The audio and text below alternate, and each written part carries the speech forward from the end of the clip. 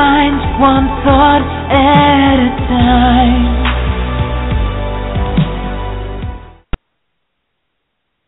Good evening, everyone, and welcome to the Changing Minds Online Empowering Women series. How are you doing today, Jessica?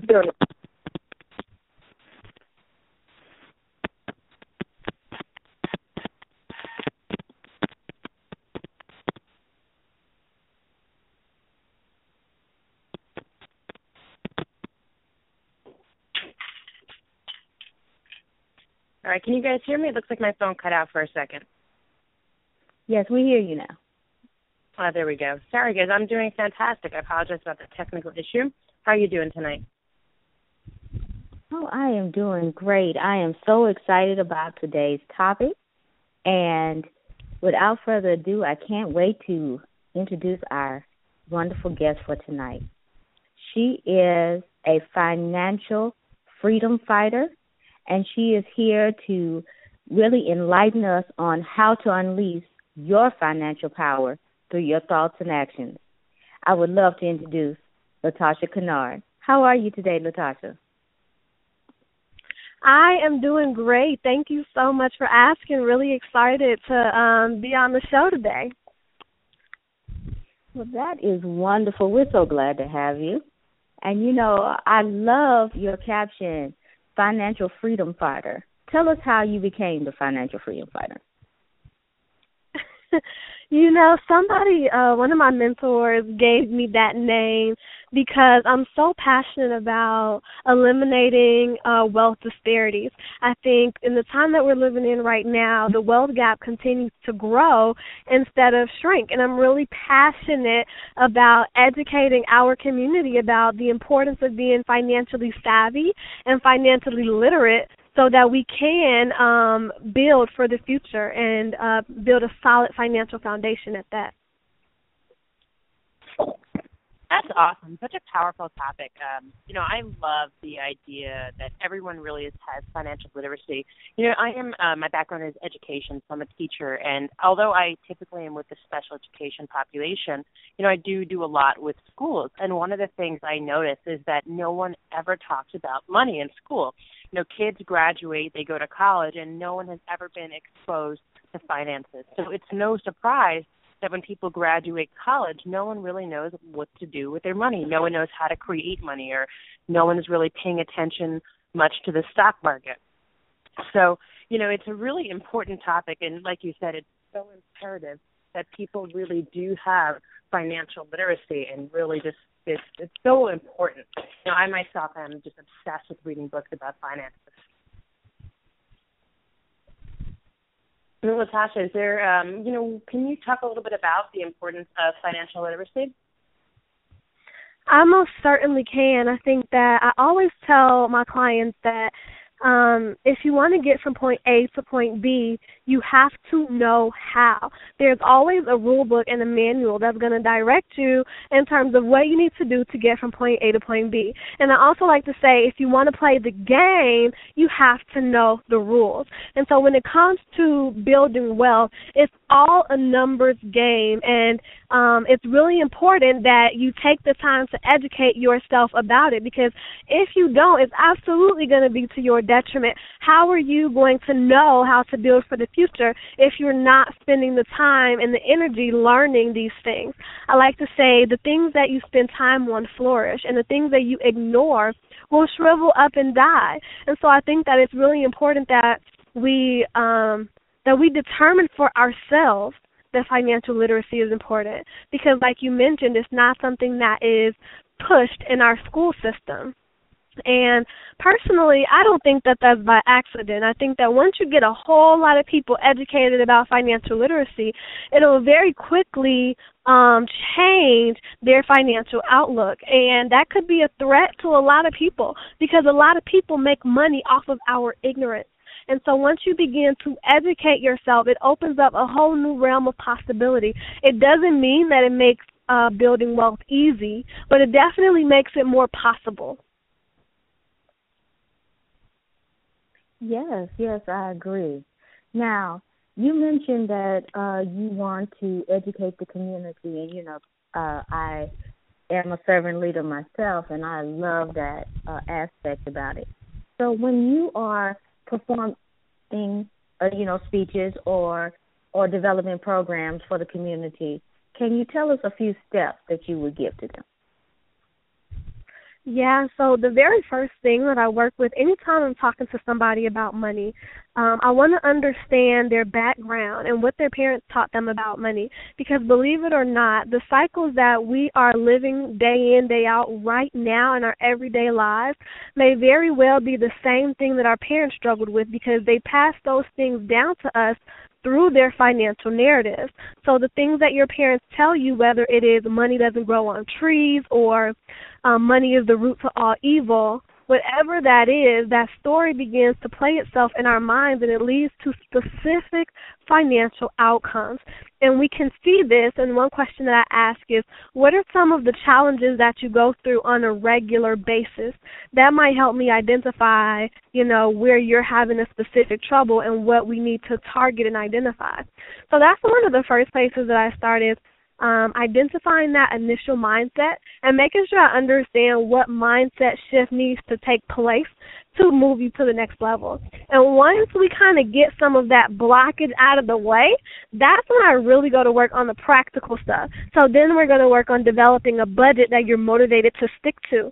And then after that, we're going to focus on identifying your values so that you have savings goals that are in line with your true values and the things that make you happy.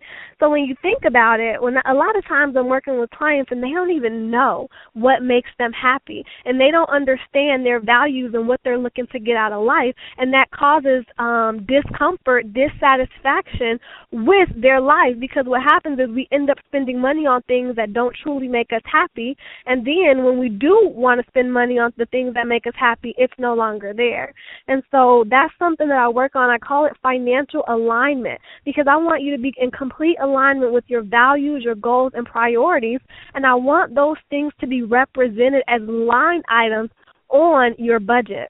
And one way we can look at the impact and the power of this concept of financial alignment is when you think about people who are wealthy, but they're depressed, they're unhappy, and it's because money doesn't make you happy. Money is simply a tool and a resource for you to use for your benefit or to your detriment.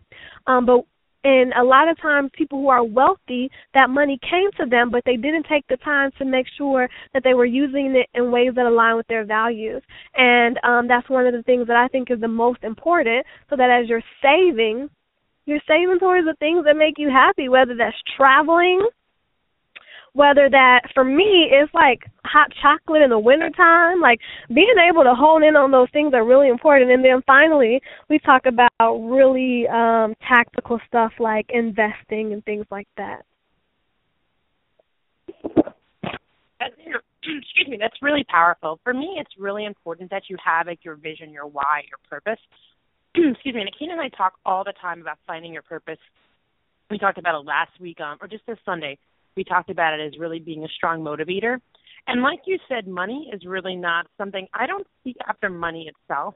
For me, money is not real. Money is just an energy. It's just something that I require, or that's required. I don't require, but it's something that's required in order to really just create the things we want to create. But like you said, it's, for me, money just flows. Money flows through me.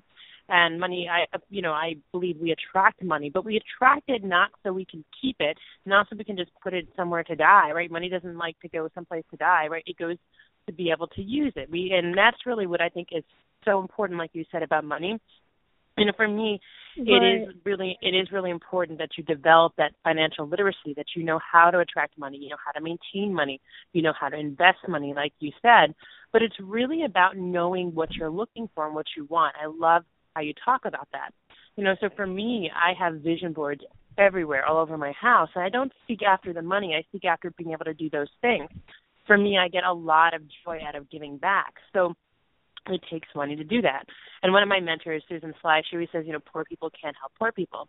So for me, in order to be able to help people, in order to have the impact I want, it takes money to do that. So I love Absolutely. how you're talking about, Natasha. Don't focus on money itself, but focus on what you want to do with it, and you're going to find when you focus on those things, it's just energy. It's gonna come to you, it's gonna flow to you, and it's just gonna give you the power to create those things. Absolutely. And one thing I like for my clients to understand is money itself is a dead object, right? There's no life in money, and there's no actual value in the cotton fabric that it's made out of. However, every single one of us, we have to work for the money that we get, whether you're going to a job, a 9-to-5 job, or whether you have a business, whatever it is, you're putting in your blood, sweat, and tears and your actual life force in exchange for this money that you get. And so money is actually a representation of the energy that you expended to get it. And that's why I think it's so important to make sure that you're focusing on your values as you spend it, because I think we underestimate how much of ourselves we put into getting this money, and we need to make sure that we're using it in ways that align with who we are at the core. And if the things that we do don't align with who we are at the core, it begins to create discord in our lives, and I think that's one factor that often goes unexplained when it comes to managing your money and allocating it appropriately. Yes, that makes perfect sense, Natasha. And, I like the steps that you brought to our attention. So now let's say someone wanted to do money, just start at the bare basics, and they really, they just wanted to do the research before they went out and found their financial planner, or even if they need a financial planner. How would they start with unleashing their financial power?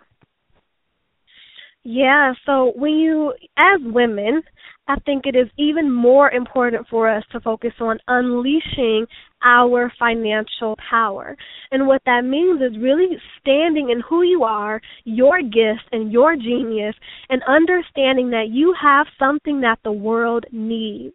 And whatever it is, you are able to monetize it. You are able to attract money to you because of the very energy that is inside of you. And because it is a feminine energy, to me, it is even more vibrant, even more magnetic. You should be calling money forth. And what I really want for women to understand is we have a special gift of being able to birth life. And we're the only ones who can birth real things into the universe, right? So something was once in our belly, and then it comes out as a living, breathing organism. How amazing and spectacular is that? Oh, and that is what I think about when I think about the power of creation that women have. And I think that you really want to make sure that you tap into that. You own your area of genius and you monetize it to attract money to you. And to answer your question about, what if you're starting out at the bare bones and you're doing research and you want to figure this thing out? The first thing that I would say is there are a lot of people in the industry who are knowledgeable but not relevant, or who are relevant but not knowledgeable. And whenever you're looking for advice about financial literacy, you want to make sure you're listening to somebody who is speaking to where you are. So, for example, I speak to millennials who are anywhere from 25 to 38, right? Because millennials face very particular and specific challenges that differ from what baby boomers and other generations face. And so I want to talk about financial topics from the perspective of a millennial and give insight from the perspective of a millennial.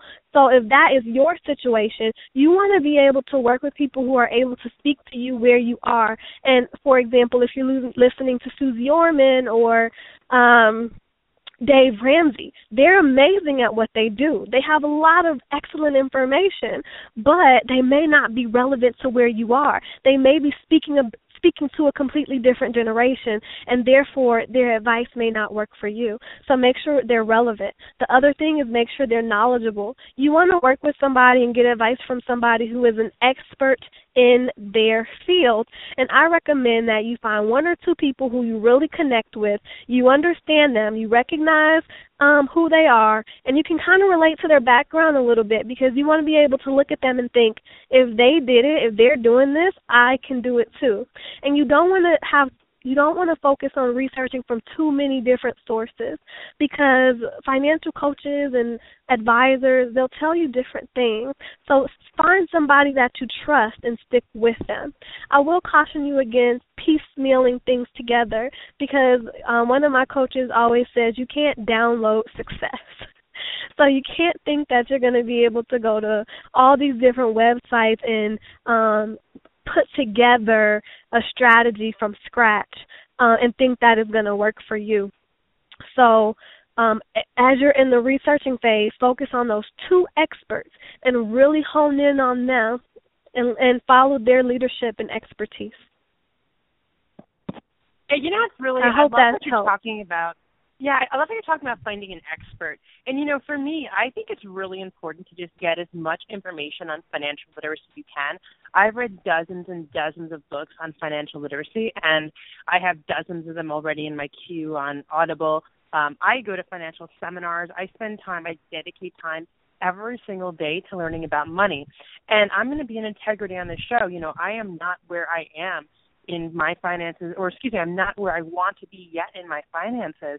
So I'm not going to sit here and I'm not going to spew financial information. You know, what I can do is point you to some of the resources that have been really helpful for me. Now, I love how you're talking about finding an expert in the field.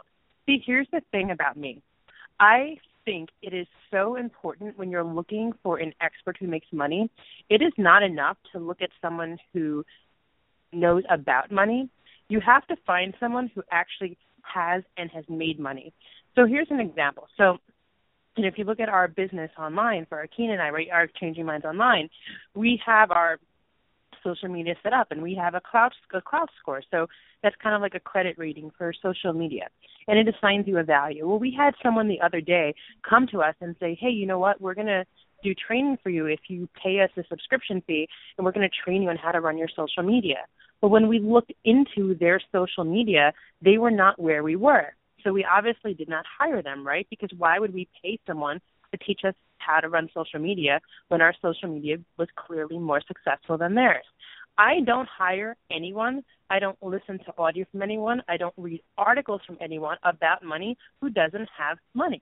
It's really simple. People always want to tell you what to do. They want to give you great financial advice. If they don't have money in their bank account, don't listen to them. You know, and I tell people that all the time. You know, it's like if someone who, you know, has studied money and has theoretical knowledge on how to become a millionaire or how to invest in the stock market, if they are not millionaires, if they're not profitable in the stock market, don't listen to their advice. So do your research. Please, please, please do your research. It is so imperative and so important. You know, we live in a time right now where the stock market's doing really well. You know, a lot of people are making a lot of money. But we also know, right, what comes up eventually goes down. It's a cyclical cycle. I'm reading Tony Robbins' book right now, Master the Money Game. I have been following a lot on the Financial Times, the New York Times, reading the financial section, the business section every week, and they are predicting that in 2016 there is going to be another recession. And, you know, if you look at what happened in 2008, right, everything was, 2008, right, as the stock market crashed. So if you're listening to somebody who is who doesn't know what they're talking about, you listen to them, you throw all your money in one place, you can wind up losing it. So please be very, very careful. Now, I am going to give some advice on what I've learned from some of my resources and point you to some of the things that I know. Number one, if you are looking to invest money, if you're that person who says, hey, you know what, I really want to invest money, money needs to make more money. And I love how you talked about, money can be just exchanging time for hours, right? Money is just what your, whatever value your money has at the time you put into it. I actually don't believe that needs to be the case. As a matter of fact, I think that if you want to have money, that cannot be the case. You cannot just trade time for money. You have to find a way to make profits on your money. Profits are always better than wages. You must find a form of residual income. I love network marketing. I'm a professional network marketer. We have books. We have all sorts of things. Akina and I make money from this company when we're sleeping, right? That's residual income. Those are profits. We're no longer making money just based upon the value of your time. I don't care who you are. Akina has a doctorate in, I don't know, Lord knows how many masters. I have 2 master's degrees. I love you, Akina, but I mean, this woman is educated. You know, I am educated. There is only so much value we can assign for our time. So we produce products that continue to make money when we're not working. Your money must make more money. Write that down. Like, seriously, if you're driving, listening to this in podcast time, pull over and write that down. My money must make more money if I want to be successful. You must find a financial plan that works for you, that's going to empower you, that's going to create total financial freedom. Tony Robbins talks about having absolute financial freedom. What that means is that you're creating income where you no longer have to work, that you can stop working and you can continue to live the lifestyle that you are living now based upon income that's still coming in. There's 2 ways to do that. There's really one way to do that. It's residual income. There's many ways to do that. You can do network marketing. I love network marketing. Fantastic way to start a business. Contact me later if you want to know what I'm doing. You know, you can do intellectual property where you make products and you sell them. Those products continue to sell. And, you know, investment is another great way to make a residual income. Before you invest in the stock market, please know what you're doing. And know this, if you're giving your money to mutual fund managers, they get paid whether or not you make money. They don't care if you make money. And realize that. As a matter of fact, when you lose money, they'll make money. So they're not interested in your success. If you're going to invest money, know what you're doing. Realize that a portion of your money must be in a very safe investment, a low-risk investment. Bonds, bonds are a great way to do that. Fixed income, fixed risk is a great way to do that. Contact a fiduciary. A fiduciary is someone who's independent, who doesn't make money or based upon what you make or lose. You're paying this person for financial advice. Do your research. Find a fiduciary. Actually, if you pay a fiduciary, it's a tax write-off. So it's essentially, you're getting advice and you're able to write off the money you paid for that advice. But don't just trust someone to put your money somewhere and then go with it. You know, you have to be in control of your money at all times. So that's always the advice I love to give people. You know, get as much knowledge as you can about money. The more you know about it, the more it's going to flow to you, the more it's going to become attracted to you. And the more you focus on having that money and having what it is, what you want to do, you're going to find it comes to you. But you have to first be educated about it. When I wasn't educated about money, I didn't have any money. Now, today I don't have the level of money that I know that's coming to me now that I'm going to have in the future, but I'm in a better place. Why? Because I know more about my money. So, I love Tony Robbins' book, Master the Money Game. I'm actually on my 2nd time reading it. I read David Ramsey. I love Susie Orman. Honestly, they're not for me. I love how you said that, Natasha, find people that work for you. I don't relate to them. They talk a lot about, cutting your budget. I personally, money is just energy. I don't cut my budget. I just want to make more money.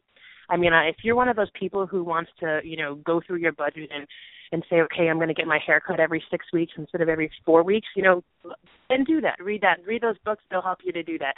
That's not me. I think I can just attract and create anything and everything I want. So rather than focusing on, getting my hair cut 4 times or every 4 weeks instead of 6 weeks, I focus on how I can get that person cutting my hair to realize that they can change their life too, and I can sell them a product or enroll them in my business. So I love to create money. But great books you can read. The Richest Man in Babylon, Monk and the Merchant are great books. Rich Dad, Poor Dad, I love all Robert Kiyosaki's books. Reading newspapers, the business section, the Financial Times, and that lifestyle, that's not going to help you. But really just educate yourself on money. It's such a important topic to me, but I know we're close to 9:30. Natasha, is there anything you want to add about resources that people can use and steps people need to take to really just bring their finances to the next level if they're at that point where they're really getting ready to start investing and to start looking at taking their finances to a whole new method?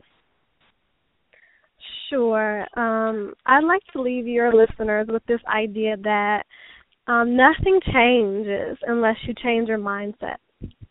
And so we talked about a lot of things today. And the most important part for me is that you actually start to take action, because ideas are great, knowledge is great. I started investing when I was 19 years old. I had my first real estate holding before I was 25. I was able to leave my job in corporate America and live off of my own business, not because of the theories that I learned, but because I was willing to learn and then take action, and I changed the way that I was thinking about things.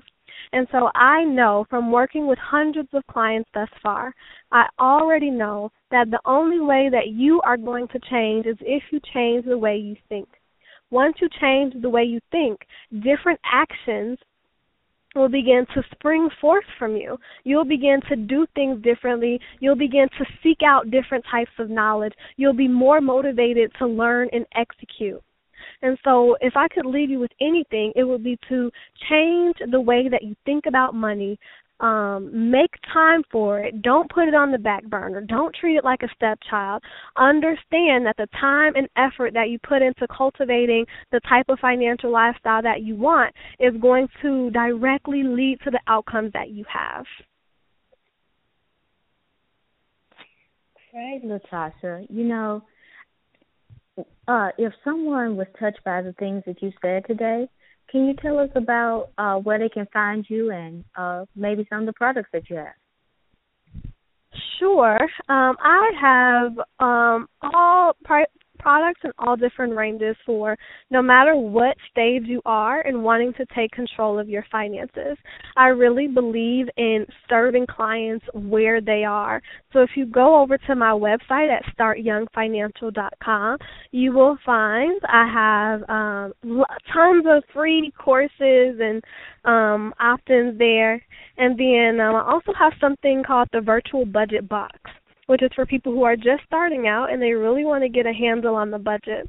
I actually agree that money can be, if you come from a place of abundance, money can always be generated. However, I also believe that at any given point in time, we have a certain amount of it, and that amount has to be allocated in specific ways in order to help us build for the future. And we know that it doesn't matter how much money you make.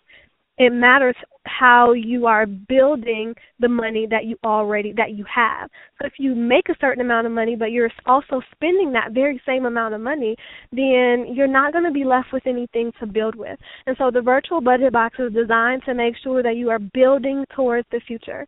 And I also have the Income to Empire program, which is a very fun group program where if you need to be more in a group environment and you need some more accountability, that might be for you. But you can just head over to the website at startyoungfinancial.com and you'll find all about it. Thank you so much, Natasha, and thank you so much for being on the show today. If you were touched by something that Natasha said today, please find this podcast on Changing Minds Online. You can also find it on iTunes, TuneIn, Stitcher, and, of course, on YouTube. Jessica, would you have any closing words before the guest tonight? You know what? Just really, Akina, this is such an important topic, and I really hope that our listeners just really were listening tonight, got things written down. I mean, if you really want to create the life of your dreams, it's imperative that you are aware of how to create money. So, this is a topic that we would love to bring you more information on, so we're going to really try and set that up for you. But go out, start immediately on really increasing your financial literacy. It's going to make all the world a difference. So, with that, we always say the same thing. We end our shows. Thank you so much, Natasha. Thank you, everyone who is listening in tonight. Thank you for letting us be part of your journey. We love you. God bless. Make it a really powerful week. We are not going to do a show this Sunday for Father's Day. We believe in balance. We're going to be spending time with our families. I hope you guys are all doing the same thing. So we're going to resume next Thursday with our Empowering Women series. Have a great week, everyone. Good night, everyone.